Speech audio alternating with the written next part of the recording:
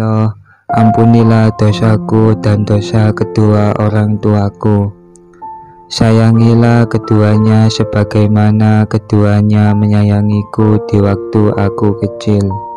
Ya Allah, terimalah dan sampaikanlah pahala Al-Quran yang kami baca, tahlil kami, tasbih kami, istighfar kami, dan sholawat kami kepada Nabi Muhammad SAW sebagai hadiah yang menjadi penyambung, sebagai rahmat yang turun dan sebagai berkah yang menyebar kepada kekasih kami, penolong kami dan buah hati kami, pemuka dan pemimpin kami, yaitu Nabi Muhammad SAW. Amin.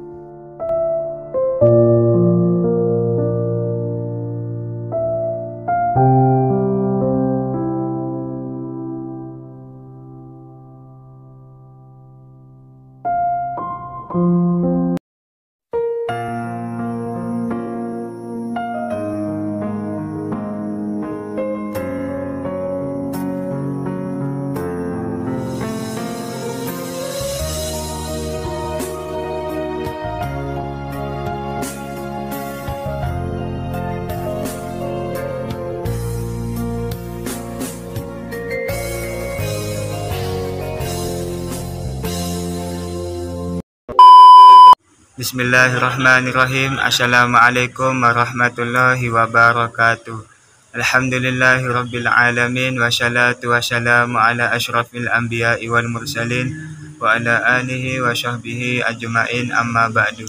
Baik sahabatku sekalian, marilah kita terlebih dahulu panjatkan puji dan syukur kehadirat Allah Subhanahu wa taala, yang mana di setiap detik dan harinya selalu melimpahkan rahmat dan kasih sayangnya kepada kita semua, sehingga kami tim Lewis Channel masih diberikan kesempatan untuk memberikan sekilas informasi tentang dakwah ziarah kubur. Kali ini tim kami sedang berada di makam Syekhona Khalil Bangkalan. Baik, terus ikuti perjalanan kami menuju makam beliau. Baik sahabatku, ini kita sudah berada di halaman masjid dan makam Syekhona Khalil Bangkalan. Ada masuk di dalam masjid ya. Coba kita masuk ke dalam. Kita di sini tadi datang tepat pukul 8 pagi ya. Sepagi ini saja sudah sangat ramai para peziarah. Pada namanya bersema julukan Syekhona, yang bermakna guru kami. Gelar tersebut diberikan untuk mengukuhkan keberadaan beliau sebagai maha guru ulama-ulama dari Madura dan Tanah Jawa. Dalam bimbingan dan pengajaran beliaulah lahir banyak nama ulama dan kiai berpengaruh besar yang tersebar di Nusantara, yang antara lain Kiai Haji Hasyim Asy'ari, Kiai Haji Abdul Wahab Hasbullah, Kiai Haji Bisri Samsuri, Kiai Haji Manaf Abdul Karim Lirboyo, Kiai Haji Maksum Lasem, Kiai Haji Munawir Krapiak Yogyakarta, Kiai Haji Bisri Mustafa Rembang, Kiai Haji As'ad Samsul Arifin Asem Bagus Situbondo, Kiai Haji Muhammad Hasan Genggong Probolinggo. Ini dia, kita sudah masuk ke dalam masjid ya. Sangat ramai para peziarah.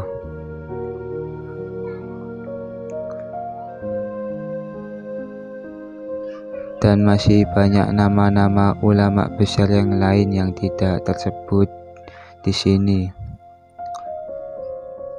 Baik sahabatku, sebelum kita melanjutkan biografi tentang beliau, mengenai pembahasan tentang perihal tahun lahir dan wafat beliau, para penulis sejarah Syekhona Khalil memiliki pendapat beragam. Setidaknya ada 5 buku yang dengan penjelasan berbeda tentang kelahiran dan kewafatannya yang telah terpublikasi dan menjadi konsumsi publik, khususnya di Bangkalan, Madura. Ini dia makam Syekhona Khalil Bangkalan.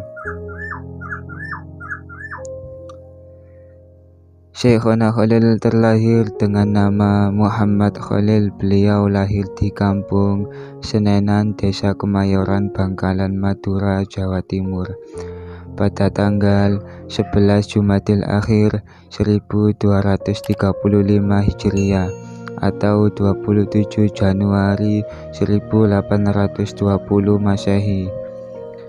Ayahnya bernama Kiai Abdul Latif bin Kiai Hamim bin Abdul Karim bin Kiai Muharram bin Kiai Ashrol Al-Karomah bin Kiai Abdullah bin Sayyid Sulaiman Mojo Agung yang merupakan cucu dari Sunan Gunung Jati atau Syarif Hidayatullah.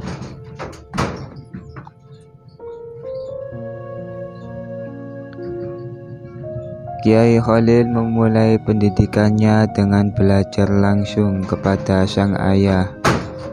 Baru setelah beranjak dewasa, ayahnya Kiai Abdul Latif mengirimkannya ke berbagai pesantren untuk belajar ilmu agama. Di antaranya adalah pesantren Bungah di Gresik, pesantren Langitan Tuban, pesantren Cangaan Bangil, pesantren Darussalam Kebon Candi Pasuruan, pesantren Sidogiri Pasuruan, pesantren Winongan, dan pesantren Salafiyah Syafi'iyah Banyuwangi. Dengan demikian, Kiai Khalil telah memperkuat jaringan keilmuannya dengan beberapa pesantren di Jawa dan Madura sekaligus sebagai seorang santri.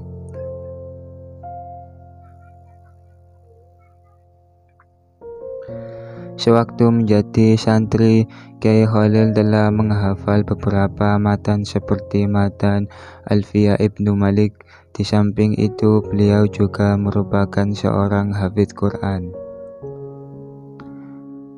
Selama nyantri di Sidogiri, Kiai Khalil tinggal di Kebon Candi agar bisa nyambi menjadi buruh batik. Dan selama nyantri di Banyuwangi, Kiai Khalil menjadi buruh pemetik kelapa. Uang yang diperolehnya tersebut beliau tabung, sedangkan untuk makan, Kiai Khalil menyiasatinya dengan mengisi bak mandi, mencuci, dan melakukan pekerjaan rumah lainnya seperti menjadi juru masak teman-temannya.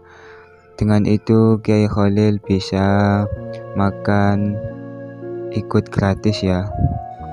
Akhirnya pada tahun 1276 Hijriah atau bertepatan dengan 1859 Masehi, Kiai Khalil memutuskan untuk pergi ke Mekah. Kiai Khalil belajar pada para syekh dari berbagai madhab yang mengajarkan di Masjidil Haram. Namun kecenderungannya untuk mengikuti madhab Syafi'i tak dapat disembunyikan.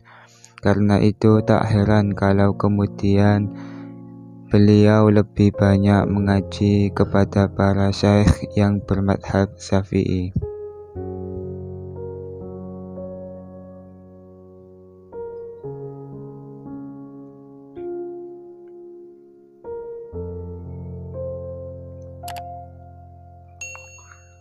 Tidak hanya belajar kepada para masyayikh, beliau juga belajar kepada sesama santri Nusantara yang sedang menuntut ilmu di Mekah, seperti Syekh Nawawi Al-Bantani, Syekh Utsman bin Hasan Ad-Dimyati, Syed Ahmad bin Zaini Dahlan, Syekh Mustafa bin Muhammad Al-Afifi Al-Makki, Syekh Abdul Hamid bin Mahmud Asyarwani.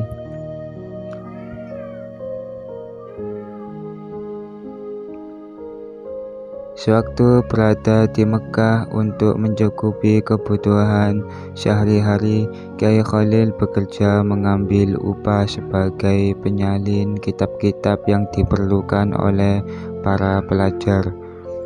Diriwayatkan bahwa pada waktu itulah timbul niat bersama rekan-rekannya, yaitu Syekh Nawawi Al-Bantani dan Syekh Saleh Syamarani atau Kiai Soleh Darat yang makamnya berada di Semarang ya, menyusun kaidah penulisan huruf pegon. Huruf pegon ialah tulisan Arab yang digunakan untuk tulisan dalam bahasa Jawa, Madura, dan Sunda. Huruf pegon tidak ubahnya tulisan Melayu atau Jawi yang digunakan untuk penulisan bahasa Melayu. Kiai Khalil cukup lama belajar di beberapa pondok pesantren di Jawa dan Mekah. Maka sewaktu pulang dari Mekah, beliau terkenal sebagai ahli pakar nahu, fikih, tarekat, dan ilmu-ilmu lainnya. Kiai Khalil merupakan rujukan ulama Indonesia bahkan dunia, serta menjadi penghubung ulama Indonesia dan Haramain. Disebutkan bahwa Kiai Khalil berhasil melahirkan ulama sekaligus pemimpin besar dengan beragam keahlian.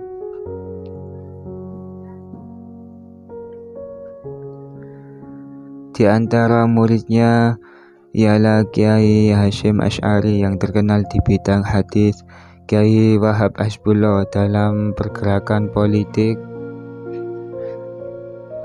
dan Kiai Bisri Samsuri di bidang fikih, dan Kiai Romli di bidang tasawuf. Kiai Khalil sosok yang sangat peduli terhadap penyebaran ilmu keagamaan. Hal ini ditunjukkan dari tulisan Syekh Khalil di berbagai bidang seperti tauhid, fikih, nahwu syaraf, tajwid, tafsir, dan akhlak. Selain berhasil mencetak para santri-santrinya, Syekhona Khalil adalah salah satu kiai yang menjadi penentu berdirinya organisasi terbesar di Indonesia, yakni Nahdlatul Ulama atau yang dikenal dengan NU ya.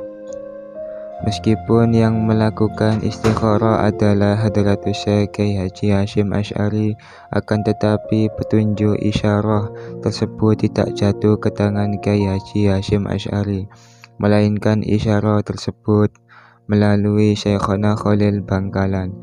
Muncullah isyarah sebuah tongkat dan tasbih yang akan diberikan kepada Hadratus Syekh Kiai Haji Hasyim Asy'ari melalui perantara Kiai Asy'ad Syamsul Arifin, yang merupakan tanda akan berdirinya sebuah organisasi besar, yakni Jam'iyah Nahdlatul Ulama.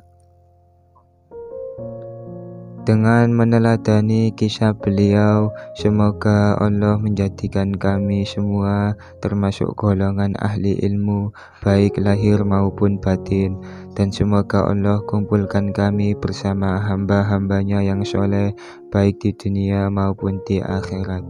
Amin.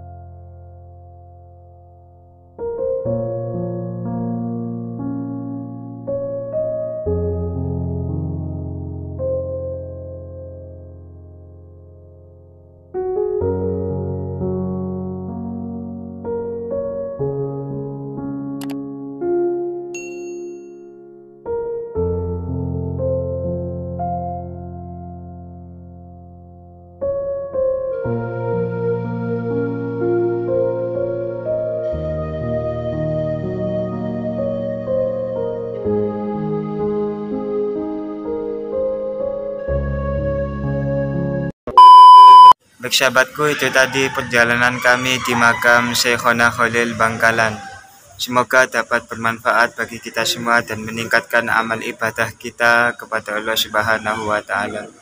Insyaallah di video kami yang selanjutnya kita akan mengulik biografi sedikit tentang Kiai Haji Khalilur Rahman atau yang dikenal dengan Lalilur. Maka dari itu terus ikuti video kami dan dukung channel kami dengan cara subscribe dan tekan tombol lonceng agar tidak ketinggalan notifikasi pada video kami yang akan datang. Sesungguhnya dukungan sahabat sekalian yang membuat kami semakin semangat meliput kegiatan tentang dakwah ziarah kubur. Akhirul kalam, subhanakallahumma wa bihamdika asyhadu an la ilaha illa anta astaghfiruka wa atubu ilaik. Wassallallahu ala sayyidina Muhammadin nabiyil ummi wa ala alihi wa sahbihi wasallam. Alhamdulillahi rabbil alamin. Assalamualaikum warahmatullahi wabarakatuh.